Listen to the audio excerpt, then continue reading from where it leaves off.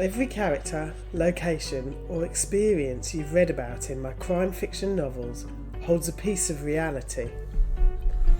I'm Helen Taylor. Welcome to the story behind my stories, the video podcast where crime fiction meets my authentic experience. Here, we delve into the real-life inspirations and intimate stories that shaped my novels. Discover how my everyday encounters, adventures, and travels translate into tales as gripping as they are genuine. The story behind my stories goes behind the words on the page to reveal the backstory that inspires my writing. Hit follow or subscribe and ensure you're part of this journey. Hi, welcome to episode 2 of the story behind my stories, the story behind Aloha Goodbye. So last week I introduced you to the reason why it was Hawaii and the reason why it was set on a cruise ship. This week I want to talk more about my experience, as it's the story behind my stories, of cruising. So I think I mentioned last week that my first cruise was around the Caribbean with Costa Cruises back in the 90s, which was great, and it astounded me that they could do all the gluten-free stuff on the cruise. Being an Italian-based cruise line, there was a pasta course every day, and they managed to provide me every time with gluten-free pasta, and the chef actually really enjoyed making gluten-free desserts for me. So every day I didn't know what I got, but I'd got a lovely gluten-free dessert. But cruising in general, then obviously 20 odd years, and as I mentioned last week, it was myself and Lauren who went on the cruise to Hawaii. Now, it was literally at the end of the whole COVID thing, and we had to jump through a lot of hoops to be cleared to go on a cruise ship. When COVID first broke out, there was a big news thing about a cruise ship and how they were stuck on a cruise ship for weeks. But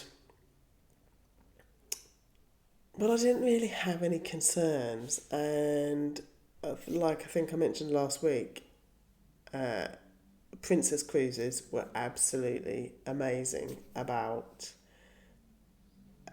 protecting everybody, with all of the staff all of the time wearing their masks. So we did that cruise, myself and Lauren. We left from Los Angeles, and yeah, I'd forgotten about that. We were supposed to go sort of straight out from LA in 5 days at sea across to the Hawaiian Islands, but the weather was really bad. There was a storm brewing and the sea was really rough. So we ended up having to go down the coast towards Mexico and then across to avoid the storm that was sort of off the coast of LA. And there were a lot of people, not very well. I would say that Lauren didn't seem affected at all. I was a tiny bit queasy, and considering the size now of these cruise ships and the number of people on them, it's quite amazing that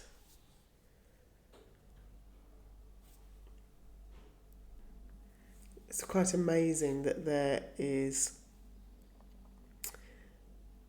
any movement at all when you're on the sea.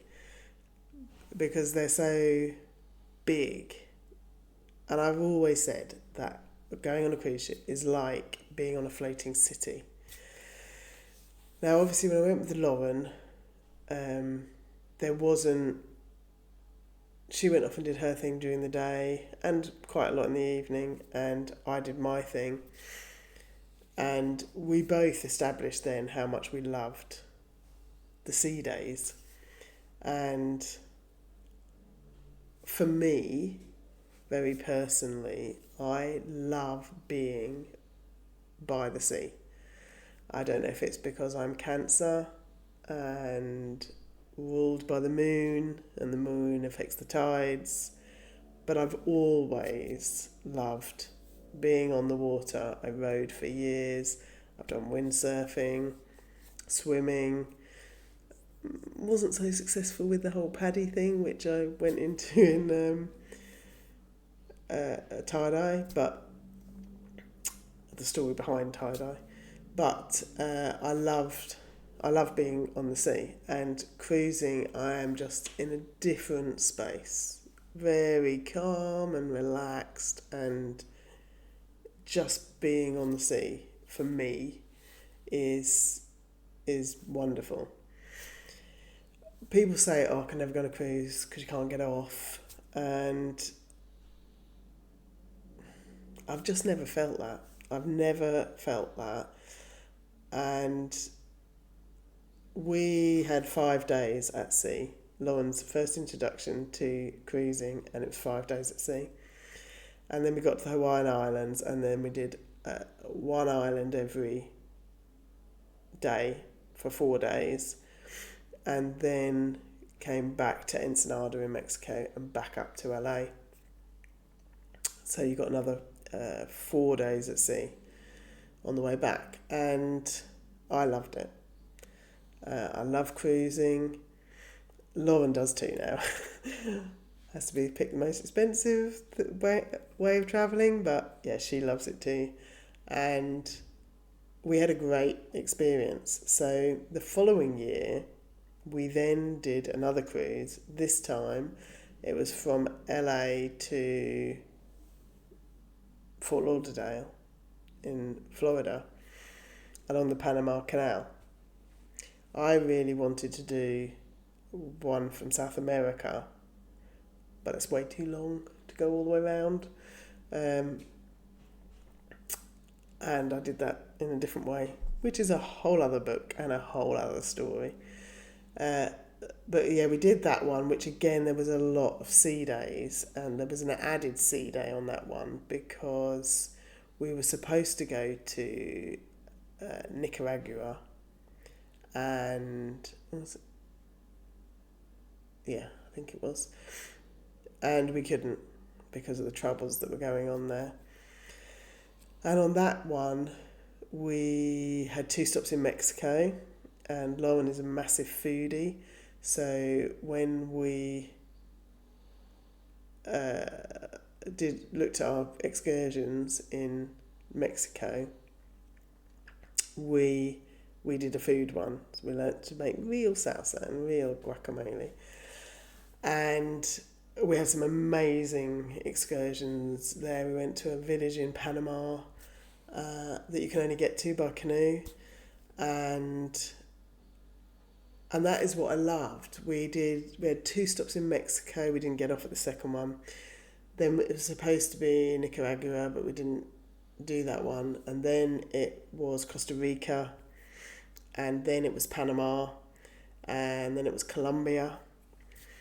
And you almost couldn't do all of those things without spending half your time travelling, but doing it on a cruise ship, it's a floating hotel. You don't have to pack your bag every day and jump on a plane or get on a train or anything like that. You just start in LA, we finished in Fort Lauderdale, our hotel moved with us, and we got to experience all of those places, which was phenomenal.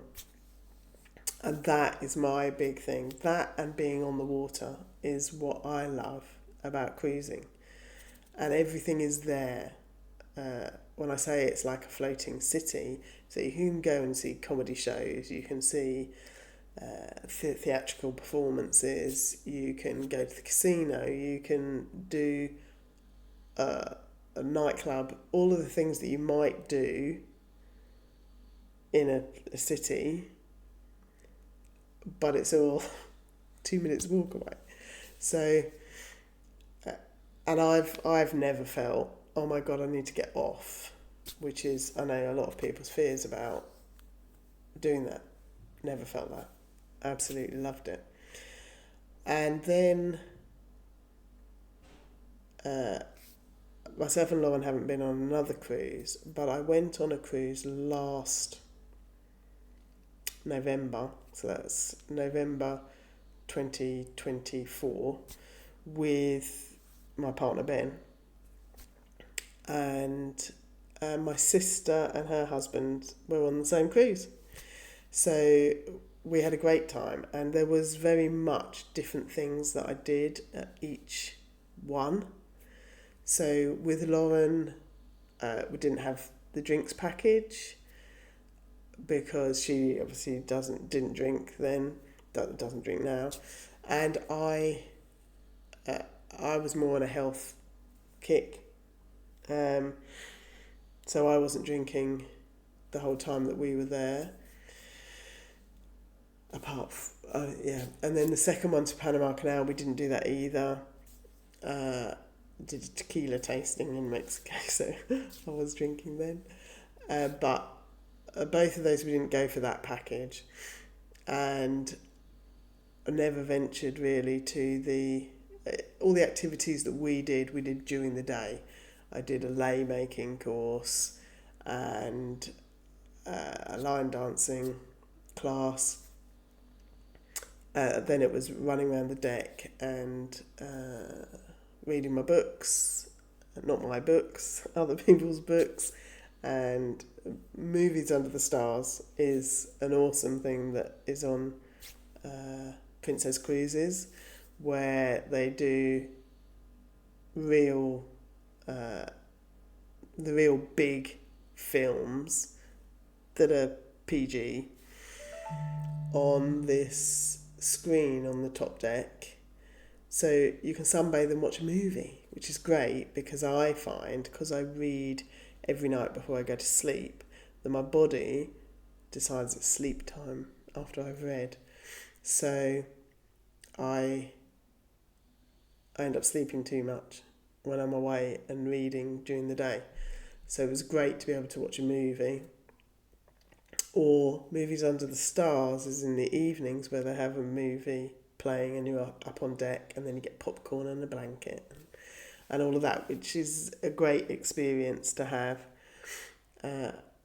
And yeah, just watching the movie in the open air on a ship sailing across the ocean. I loved that. But so when I travelled with Lauren, we very much did our things during the day and chilled in the evening. She'd be at kids club, and I'd watch a movie or read my book in the cabin. So, but when I went with my sister and her husband and Ben, which was a cruise around the Canaries this time, so we went from Southampton, which was great because we didn't have to fly anywhere, which did again reduce the cost of cruising, because cruising isn't cheap, but it isn't expensive. A lot of people think it is, and the first one when we went to Hawaii was very expensive, but a lot of that is down to the fact that those flights are expensive anyway, and like I said, I looked into it and it was actually cheaper to fly into LA and cruise to Hawaii than to fly all the way to Hawaii and have a week in Hawaii. But anyway, we did the Canary Islands last November, and it's actually from that I picked, I experienced a muster, a real live muster, when you first board a princess ship, you have to watch the muster video that tells you where to go, and you have to go to your muster station and check in there so that you know where it is. So if there's an emergency and they call a muster on the ship, you can go straight to your muster station because you've been there and you know where it is and you understand what's going on. And that was all I'd ever done in the one to Hawaii with Lauren or the one through the Panama Canal. But on the one in the Canaries, they did have to call a muster. And it was because there was a suspected person overboard and they had to turn around. And as you know, this is the story behind my story. So the story behind I'll go through all of them. Aloha Goodbye is there is my experience, and the book starts with a muster. So I'm going to read you that section now. Hours. It had been hours. They'd been sat there in the restaurant with no food or drink. It was just a dim, quiet atmosphere. The updates coming over the tannoy were getting increasingly frustrated and panicky. Well, it hadn't been hours, but it felt like it to Goodwin and Jane. They'd been relaxing and reading on the balcony of their stateroom after a long day lazing on the deck, enjoying a couple of quizzes and taking advantage of the drinks package before a sociable, enjoyable meal in the Soliel restaurant. They were about to head down for a pre-theatre drink before watching the late show of a hypnotist act they were looking forward to. But their quiet was violently shattered by the 10 loud bursts of the emergency siren. No chance of relaxing or sleeping through that, and the urgency and what the sound sequence represented meant there was no falling back to sleep for anyone it may have woken. They grabbed their coats and hats and nothing else, rushing to their designated muster station.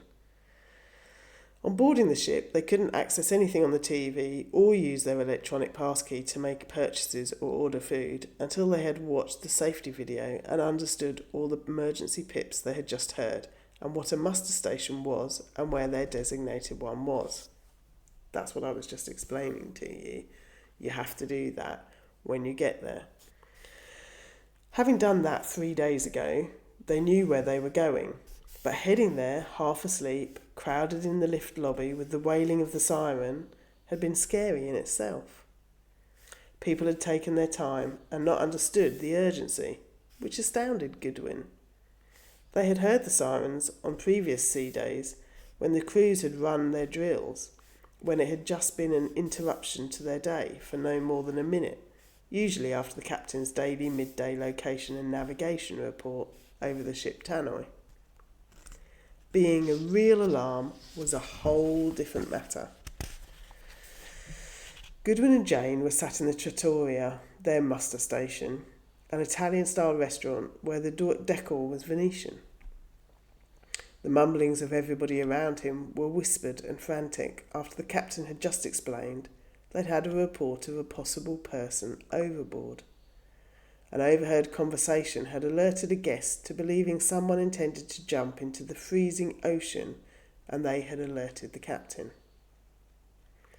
He'd had no choice but to take it seriously, and that was what had brought them all here now. Who do we think it is? Who do you think that could be? Could it just be kids playing games? Goodwin didn't think so. His practiced ear in interviewing victims and interrogating suspects meant he could hear the panic in the captain's voice. This wasn't a drill. He felt the sway of the ship as it had turned. The water would still be freezing, heading to Hawaii. Here in the middle of the Pacific Ocean, it would have been colder out here than off the coast of Los Angeles, away from the warmth of the beach and the shallow waters. Here in the deep, it wouldn't take long for hypothermia to set in. How long? Was it already too late? Too long? They'd been at sea for 3 days now on this cruise to the Hawaiian Islands, and Goodwin had been looking forward to this for months. So, although it happened on a cruise in the Canaries, I used my experience of being in a muster and everybody being concerned about somebody overboard to start off Aloha Goodbye. The captain had told them they had had reports of somebody going over the side. There was a bit of confusion about whether somebody had chosen to jump or not. Goodwin began to calculate the options for somebody going overboard as his mind investigated evidence he'd subconsciously already accrued. He had walked the deck every morning for a good hour since he'd been on board. You couldn't jump off the top deck. And he goes on working it through.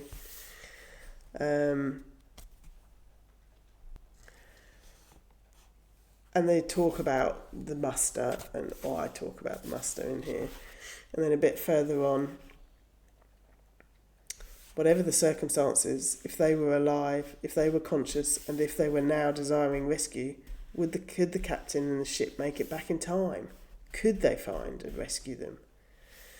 The captain, Goodwin had thought, was fully expecting once the muster had been completed that everybody would be there and there would be no need to continue heading back or search to find the person. And a bit later, but now they'd been here for over an hour, and whilst the announcements had counted down and continued to encourage and cajole people to go to their muster station, with 78% of passengers and 92% of crew all present, if you haven't checked in at your muster station, please talk to the crew wearing the orange vests at the entrance to all of them. This is where I take my experience and put it into the book. It might be a different location. It might be for different reasons, because I'm not going to give anything away. But I have been on an emergency muster on a cruise ship. And so use that here in Aloha Goodbye for you to feel that too. And that is why I set my books like this. And it goes on, and eventually there's 98% of guests and 100% of crew. And then people started griping and complaining. Goodwin hated it. As always happens with these things, the nastiness in people come out. They've chosen to jump off, leave them be, and that was their choice. Why have I got to sit here? I've checked in, I'm on board, and it's not me. So why can't I go back to bed now? Then the ones who dare not deride someone in distress, but still needed to moan about something. You'd have thought they'd serve coffee and biscuits, and getting up in the middle of the night, it's just not right. Goodwin stopped himself from having it out with these people. He had to remember people were naturally selfish, but they were also scared. Moaning was a safe place to be, a natural state for these sorts of people. He dealt with things like this all the time in his job, but that was him, and these people were just fed up with having their sleep disturbed, their holiday marred by the event, and their thoughts invaded with images of someone distressed, floating alone in the cold and dark. So that's the start of Aloha Goodbye. And that's the end of episode 2 of the story behind my stories. So next week I'm going to talk about dining on board a cruise ship and the characters that you meet and the sea keys, which in the princess world is their medallions, and how my experience of all of that I use in Aloha Goodbye to give you the same experience. So I look forward to talking with you again next week. Have a good week. Thank you. Bye.